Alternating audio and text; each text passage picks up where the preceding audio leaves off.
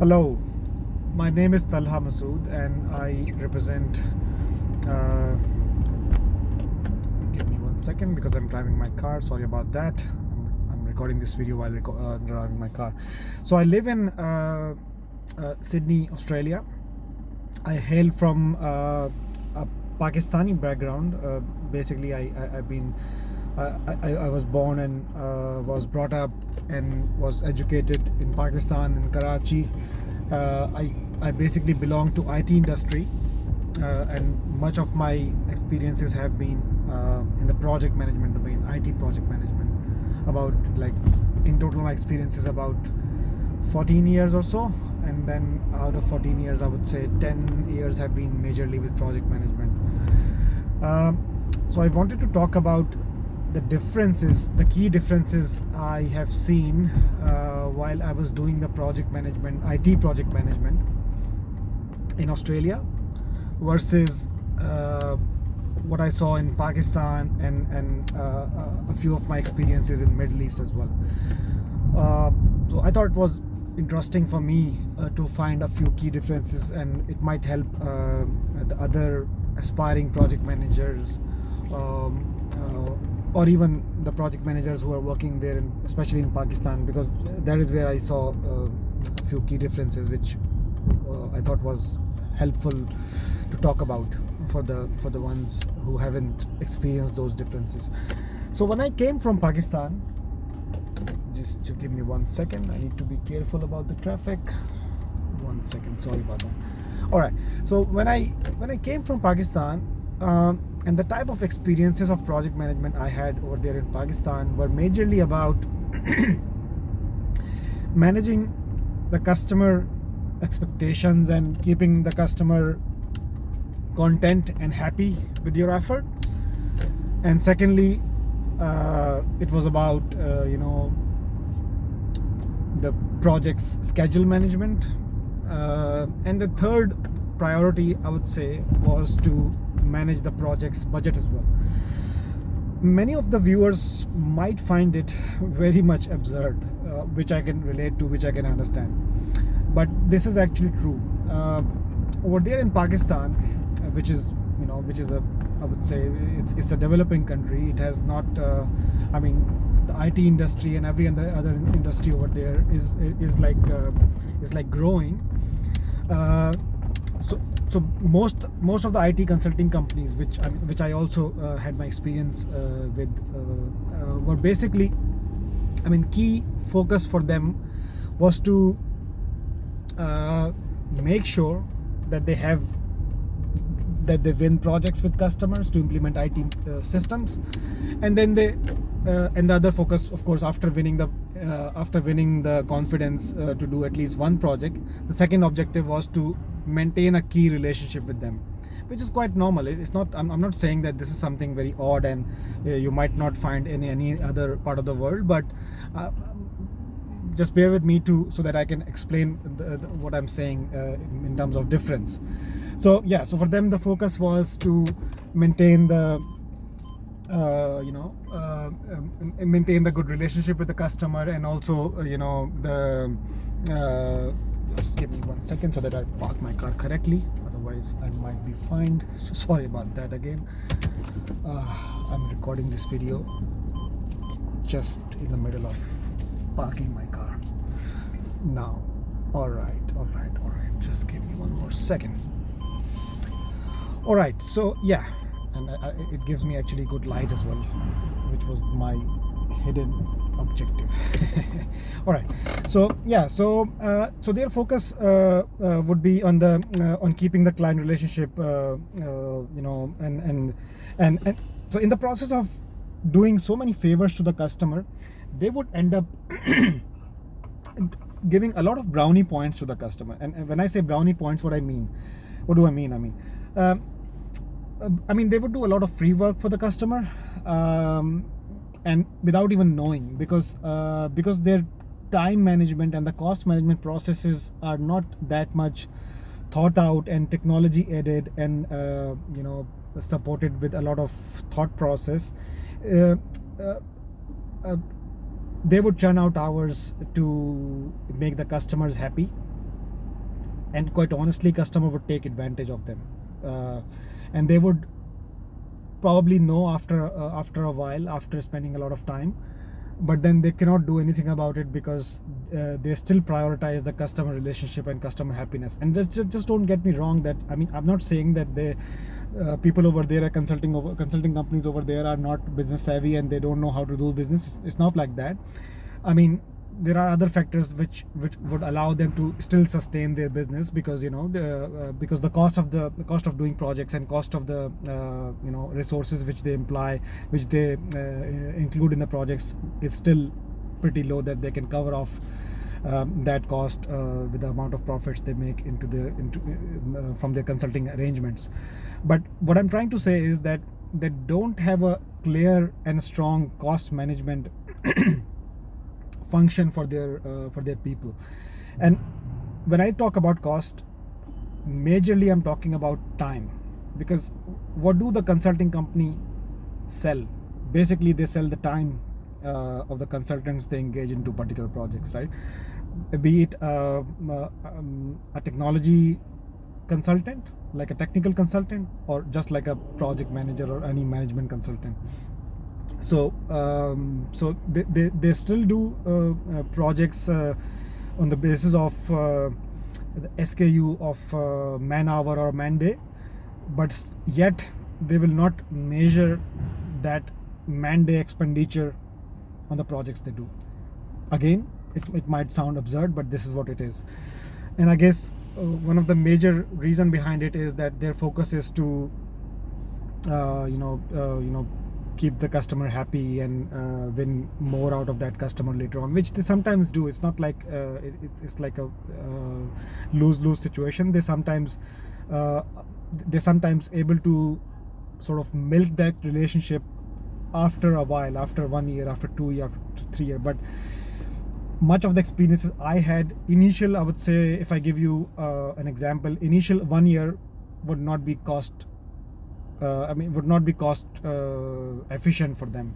They would be I think in bulk of the projects they do, they just do the break even. Sometimes they don't even do the break even as well, because because of the humongous amount of wastages they manage to do as a part of the delivery process, to again just to keep the customer happy and satisfied. So and that is what the key difference I felt and I've noticed when I came here like 4 years back in Australia. So I work for a consulting company here as a project manager.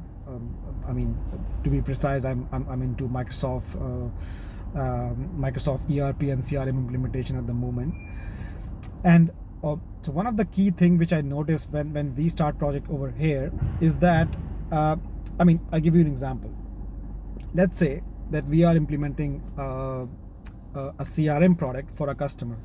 So of course, when the project starts, it starts with an estimation of the amount of effort which you want to do. Let's say we agree with the customer that we are going to implement the CRM system, and so after spending like 600 hours of effort, and then we also have a breakup of those 600 hours into like how many hours for the consultants and how many hours for the project manager to manage that project. Let's assume that 100 hours for project manager and 500 hours for the consultants to do the actual project delivery.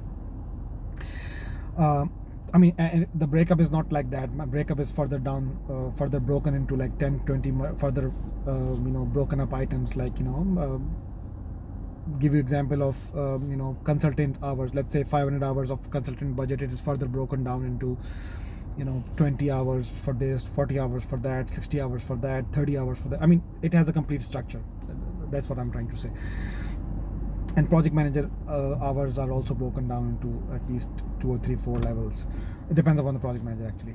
So again, the first thing they do when they win the project is that they feed that budget broken up structure into an ERP system which they have implemented internally. It might be any ERP. It's not important that they implement a top of the line. I mean, they don't implement, let's say, SAP or Oracle in their business. They would rather go with any system at all, but a few key differences would be that whatever system they have implemented internally, that will allow them to have the projects properly defined and properly connected to their financial system, and it should also have a clear, reliable, and extendable timesheet management system. That is the heart and soul of IT consultancy company cost management function. What they do is that when they win this 600 hours project, so with that broken up structure, they feed that into the ERP project management function. Now, from that point onward, when the project is won, everybody knows that we have won a project, and it is having, let's say, a timeline of 3 months or 4 months, and now we have to start delivering it. So every day, whatever activity they do on that project, they have to punch that time they spent. It could be 15 minutes, it could be 1 hour, it could be 4 hours, it could be 8 hours. But every day, whatever they need to do, they need to punch in that time against that project, against that particular line which they have created as a part of the project budget structure. And and they cannot run away from that, because on one end they have a policy implemented, and people are actually tracked that if they're not following that policy, because they have an IT system, and they can easily track that. I mean, for example, if the policy is to punch in 8 hours per day for whatever you have done, be it on a project or be it on some other activity, if you don't do that, system will give you notifications, and your manager will be able to see that if you're not punching in the time sheets, and so on and so forth. So you're able to track who is doing what on the daily basis. So this is one control on top of them, that they cannot run away from not punching any timesheets. That's a given. And then second control is that if, let's say, they have been allocated to a 600 hours project, just like I said, and they have been given an access to a particular task under that project having 20 hours budget, and they have already spent 18 hours on that, and now they're again punching in, let's say, 4 hours on top of it. So the actual budget allowed them 20 hours, so now they are punching in 4 more hours. So it after spending 18 hours, so now they cannot do that, right? They can just punch in 2 hours. System will not allow them. And the moment they realize, they feel like, and I'm talking about the people who are new to this process. So when they realize, what will they do now? I mean, they have spent 4 hours on something. The budget just was about 20 hours, and they have already spent 18 hours. And what do they do now? I mean, they have a choice that either they just punch in 2 hours and they don't punch in the rest of the 2 hours, which will look bad on their performance, or they could do this way, that they can use the rest of the 2 hours to be punched into some other activity which was for something else. So if they do the second one, they are basically using the budget allocated for something else, which is their choice. If they want to, if they have missed one cost target, they can try to cover it off in the next one.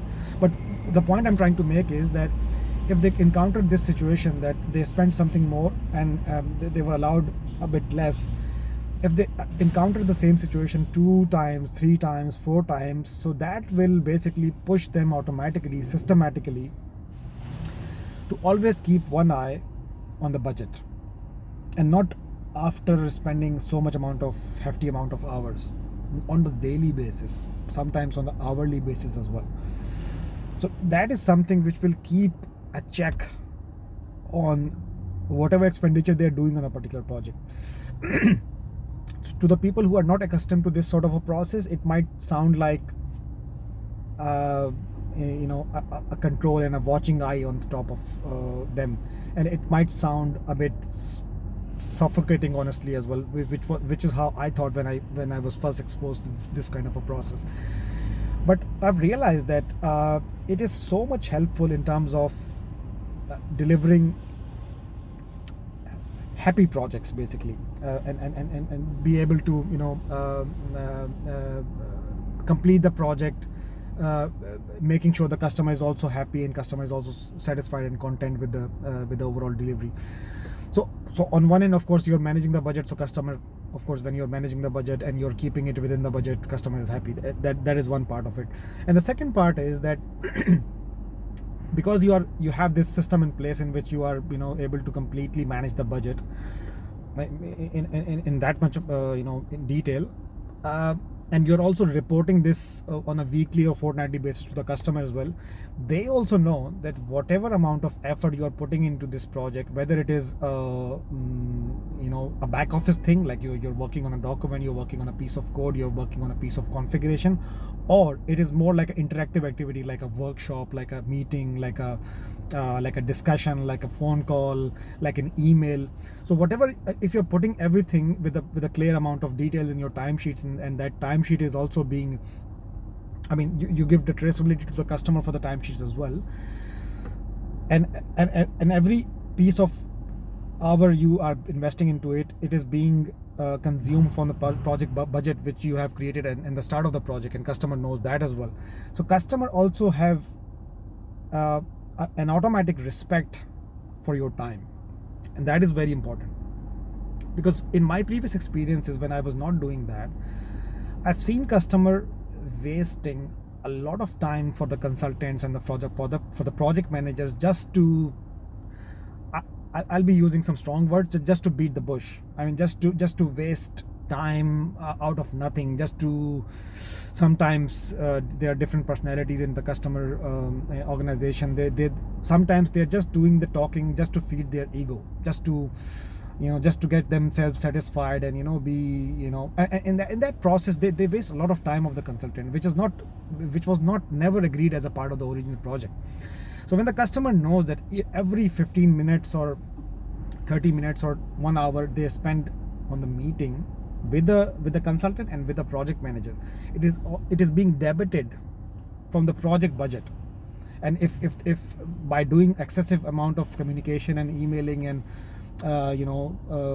unnecessary meetings, they churn out so much amount of budget, so they will be basically short by X amount into their project budget, and that will be the project manager of that consulting company will ask them for those extra hours if those extra hours are needed ultimately for the delivery of the project. So and they get to know about this not after putting like 25% or 50% effort into the project. They know it every week, right? So after every week they get a report that it shows that 40 hours were spent, 40 hours were the breakup of 40 hours was like this guy spent 20 hours, this guy spent 15 hours, and this guy spent 5 hours, and the timesheet description is also given to them, so they exactly know that where was this time spent, and if they realize every week that they need to, if they're spending more time in less productive activities in the meetings, in the phone calls, in the emails, and that is basically consuming their pocket, so they will automatically reduce that. So that second benefit I have seen which comes out of this automatically. So that is also quite helpful from a project management standpoint, and also again from a project delivery standpoint. So again, by not doing this in the part of the world which I was working before, I thought I've missed a lot of opportunities to do more cost efficient projects per se. Yes, I've been able to make some happy customers, good shining reviews after the project delivery, but from my own consulting company's perspective, I might not be that much cost efficient, which I could have been if that sort of a process was being followed by those companies. And I mean, if I get another chance, let's say, to do project management for a company who is not doing effective amount of timesheet management or cost management, I guess this is the first thing I'm going to ask them and recommend them to basically implement. I mean, it goes from not only implementing the processes, but also aiding all the tools which actually will enable this to happen on the ground. I mean, be it a very good reliable timesheet system, or its connection with an ERP system, the ability to create projects and broken up budgets, and the ability to have timesheet and time expenditure reports out of the system, and being able to spit out reports out of that system, which can be sent to the customer as well, to give them traceability. Or you can, there are several ways to do that actually. You can extract out reports to get to the customer. You can give that, if your system is modern, is more interactive, you can have so many examples like that. I might not want to discuss about the systems now, but you might give the access to that system to the customer as an external user, and they can also look at what you're doing with your projects. So yeah, so that was one of the key thing I wanted to talk about in this video. So hopefully it would have made it would have opened some eyes in terms of project management function in the parts of the world where we don't do project management like that. And if you do project management like that, I think from my experience perspective, I think you're already doing the right thing. But if you're not doing that, I guess this is one of the key thing which, as a project manager, as an IT project manager whose main currency is the time which is spent into the projects, this is one of the key thing which should be made a practice to make it more efficient and more profitable towards the end of the project. All right, so that was about it. I might be recording another video for something else, which of some of my other experiences. Till then, thank you for listening to me, and I'm just signing out of this video. Thank you.